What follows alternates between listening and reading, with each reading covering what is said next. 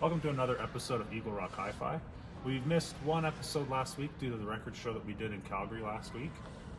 If you haven't heard of it, they do it twice a year, one in the spring, one in the fall, and it's an extremely fun show to go to. You should check it out.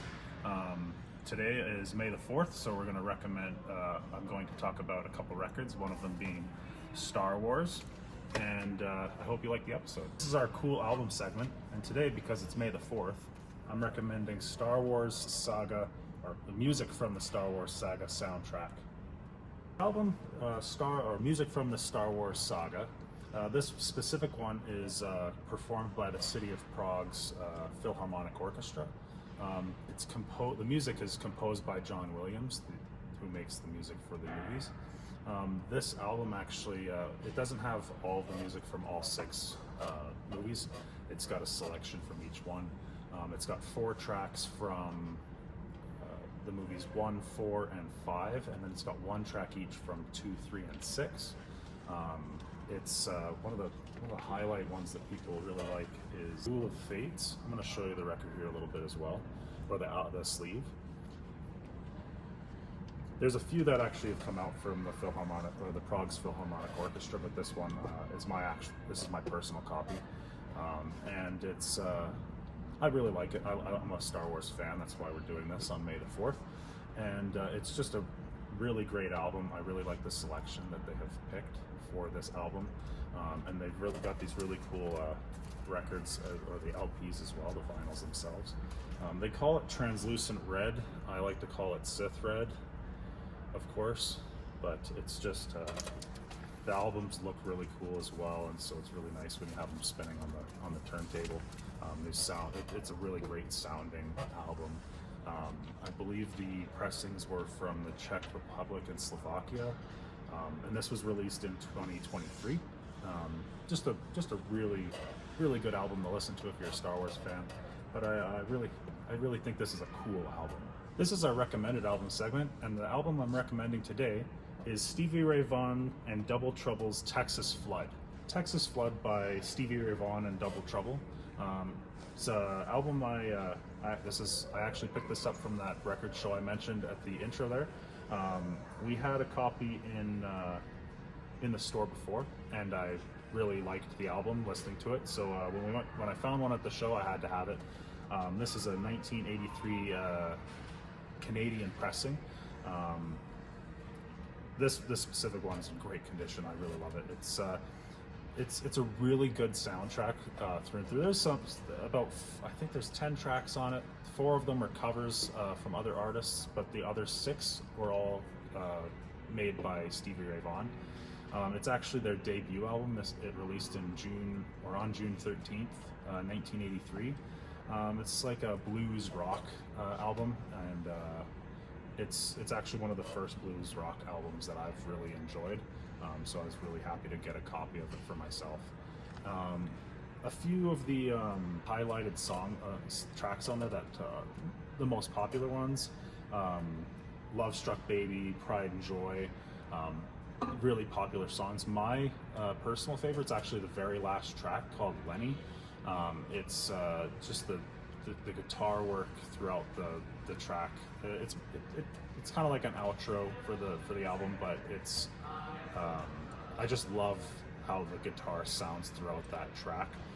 Just really good. That's my personal favorite. It was his debut album in 1983, but he actually passed away on August 27th, 1990. So only 7 years after this album was released. And this album actually really solidified his place in blues rock, and he kind of brought it back to life. One of the songs, Texas Flood, is actually a Larry Davis cover, and that's actually where the album got its name from. And they actually recorded this album over 3 days, which one of the earlier albums I covered or I talked about was Gunfighter Ballads, and that one was also, if I remember correctly, was made over a day. So these really short creation days or periods for these albums really really blows me away when the music and the album is just so good. It's a really great album. I really recommend it. That's a really cool album cover. Oh, thank you. I'll actually show it to you here. Show you the front and back. It's just there's no fold to it or anything, but it's just a really cool cover for that album. This album was actually re-released or kind of like a remaster in 1990, and they also released it on CD in 99 and 05. And those remasters had some additional tracks on there. I don't remember the exact number of additional tracks. I think it was around 6.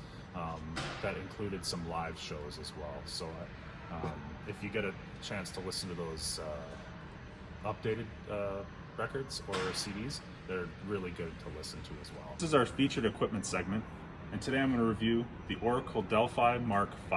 So the Delphi Mark V is an extremely high-end turntable. We've actually only had it in store for this will be the second day. And it's just, I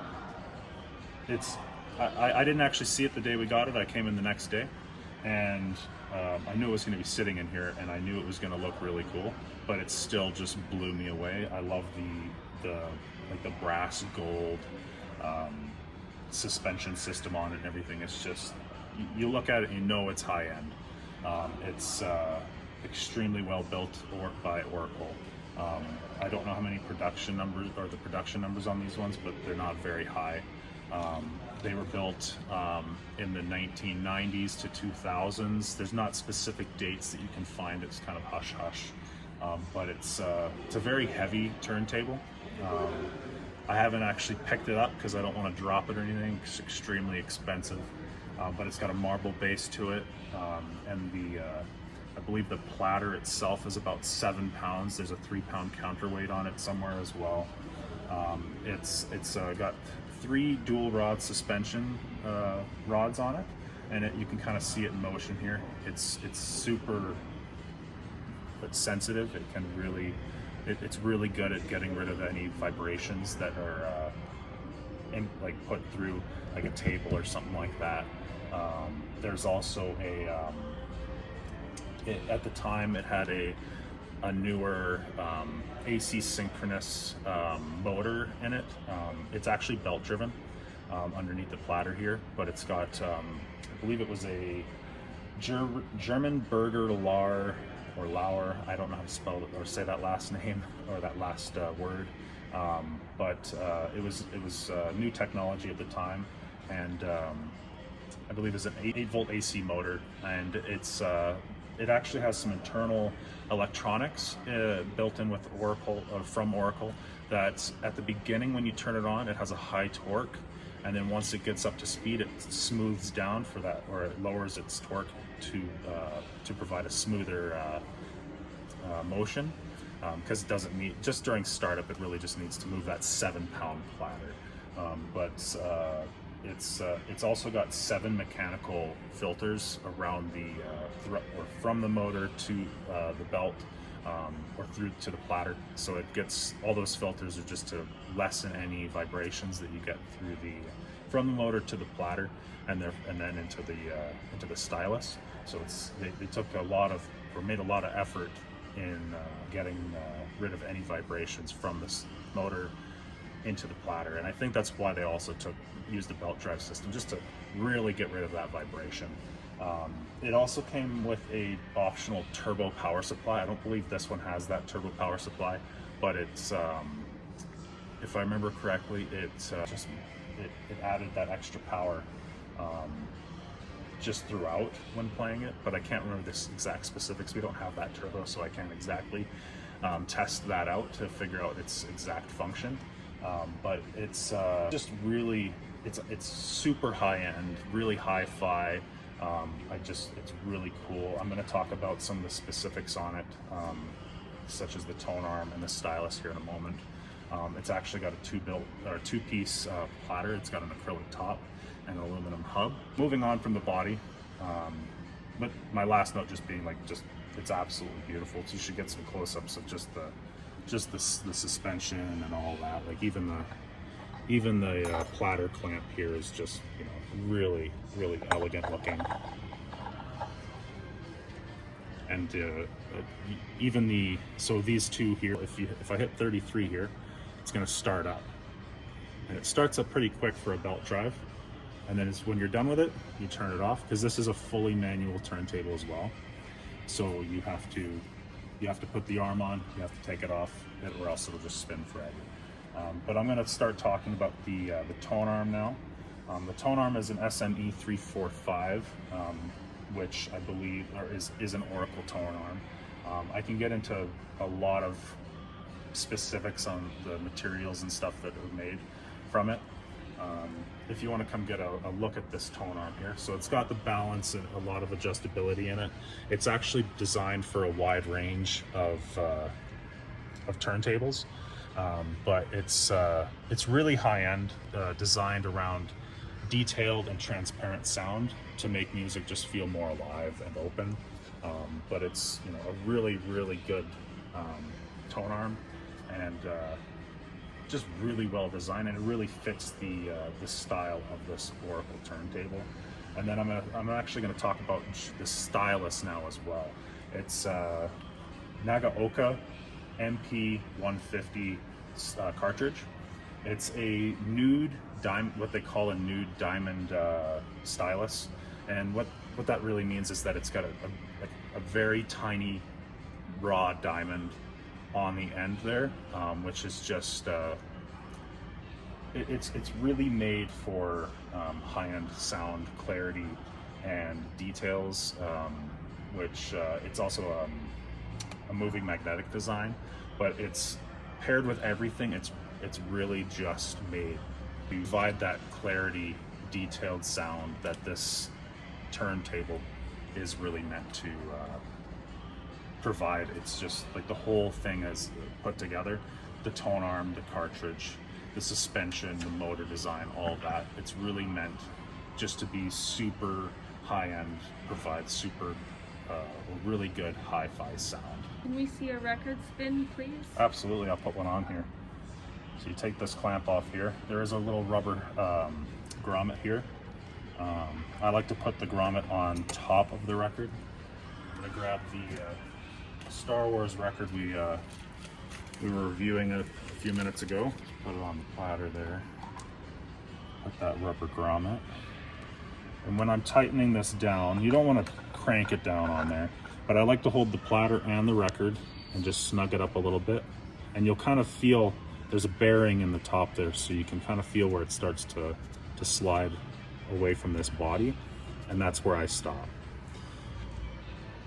So I'm going to start by hitting a 33, because this is a 33 RPM record. I'm going to grab a cleaner here just to make sure it's nice and clean. I don't want to dirty that stylus.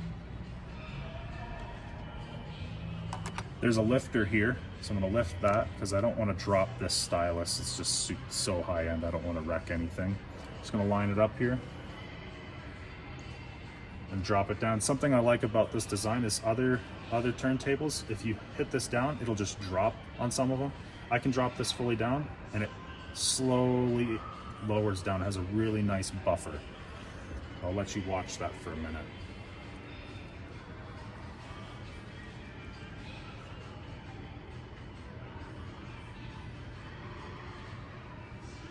And when you're done with the record, when it hits the end, I like to hit this to lift it up,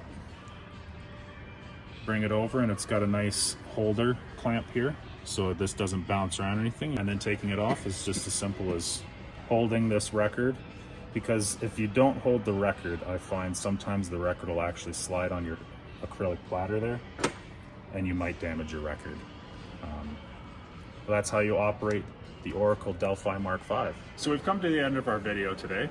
I just have a couple side notes I want to throw on here.